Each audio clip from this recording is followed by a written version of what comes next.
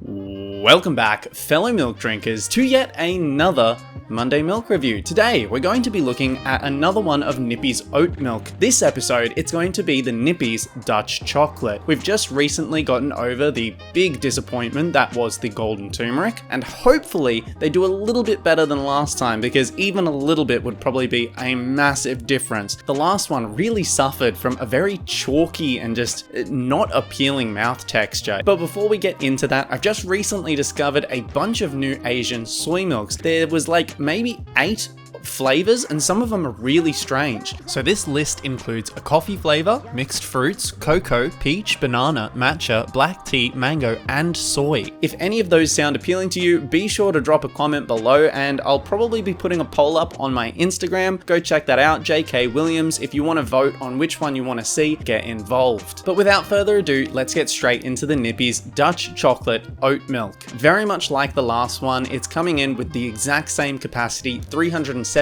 milliliters, which is a single serving. I'll be putting up those nutritional facts for you now if you care about those things, but I personally don't. And also, just mentioning the health benefits, it's both soy-free, nut-free, dairy-free, GMO-free, and plant-based, which of course is because it's an oat milk. Totally off topic though, I would like to mention, I really like the bottle designs. They're quite nice. I really like the fact that they're so uniform in their shape and coloration, but they're still really distinct by their flavors. Coffee and chocolate versions are a little bit similar. I don't really like that too much, and there's only then golden turmeric as another flavor. So let's shake it up now and get into it.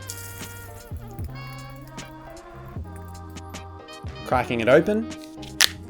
Got a kind of soft bottle, so you obviously want to be a little bit careful how you squeeze that. We're going to pour it into the glass straight away. Let's give it a little sniff. You know, I'm going to liken that flavor a little bit to Play-Doh. There is a chocolate flavor in there, but there's certainly like this kind of hint of something artificial, something not quite right about that smell. Let's check the glass now for consistency. Okay. The Play-Doh smell has definitely died down. We're yet to sort of see that mouth texture of chalkiness. We've got like a bit of separation of the actual body and some foam on top, which hopefully you'll be able to see that, but no guarantees. But with the first impressions out of the way, let's get into that flavor. What do you think about that, huh? There it is.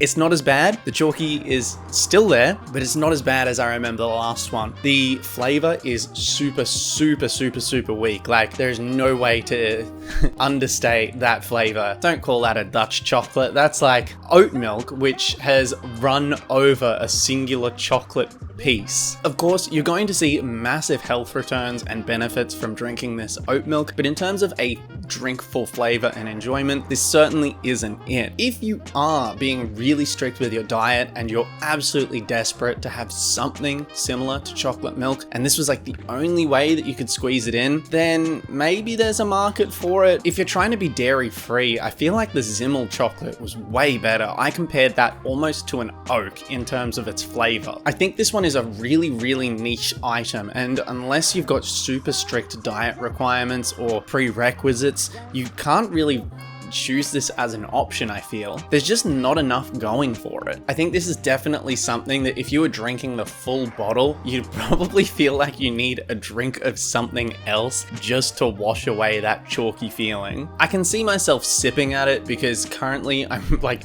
in a sizzling hot room. It is an absolute stinker of a day because of the humidity. Don't let the nearly drunk glass fool you. That is purely because I am just suffering in my room right now. I actually do think this one fares a tiny bit better than the golden turmeric. The flavor is a little bit nicer, albeit weak. I think I gave turmeric a 3. This one's probably a 4. It's still not really passable in my opinion because of that chalky texture, but it's not gross, and it feels like I was suffering a little bit less drinking it. Truth be told, I really do like Nippy's as a brand, but unfortunately this oat milk range is just not passable in terms of what I determine a flavored milk is. Perhaps you really like it, and you shouldn't let that discourage you from liking it. It's great that you enjoy this, but personally, in terms of the flavored milks that I've experienced in my life, this ain't it, chief. But that about wraps us up for this week's episode of the Monday Milk Review. Thank you very much for watching. If you've enjoyed, please drop a like on this video and maybe even consider subscribing. nothing. No one's making you. You could just do that. That's just a nice thing to do. Don't forget, there's going to be a poll on my Instagram, so when this video goes live, I'll probably have already posted that. So be sure to go to my Instagram, JayKayWilliams, and drop a vote for one of those really weird Asian soy milk. Thank you once again for watching, and I'm going to see you next time in the Monday Milk Review. Bye bye now.